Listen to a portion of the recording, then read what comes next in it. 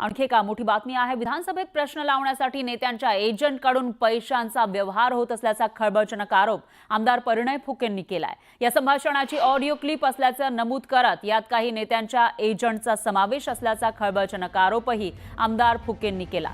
संबंधित audio clip गृहमंत्र्यांकडे देणार असल्याची माहिती त्यांनी दिलेली आहे। यावर संबंधित प्रकरणाची माहिती घेऊन कठोर कारवाई केली जाईल असं आश्वासन गृहराज्यमंत्री कदम यांनी दिलंय। मांडण्याच्या दिवसाच्या 2 दिवसाआधीच्या काही ऑडिओ क्लिप, काही फोनवरच्या संभाषणाच्या, काही त्या या राईस मिलर्सच्या ऑफिसमध्ये काही एजंट टाइपचे जे लोक आहेत,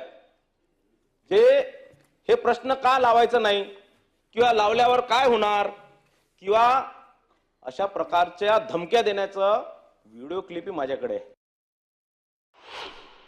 गरीब कुटुंबांना जे तांदूळ जाते ते निकृष्ट दर्जाचे जातं आणि या बाबतीमधले कुठलीही हलगर्जी सहन केली जाणार नाही। कुठल्याही राजकीय पक्षाचे कोणी असू द्यात त्यांच्यावरती कडक कारवाई केली जाईल आणि जर का अशा पद्धतीने कोणी ब्लॅकमेल करत असेल, कोणी ह्या जो काही अपव्यवहार चाललाय त्याचा कोणी गैरफायदा घ्यायचा प्रयत्न करत असेल त्यांच्यावरती देखील कडक कारवाई ही केली जाईल।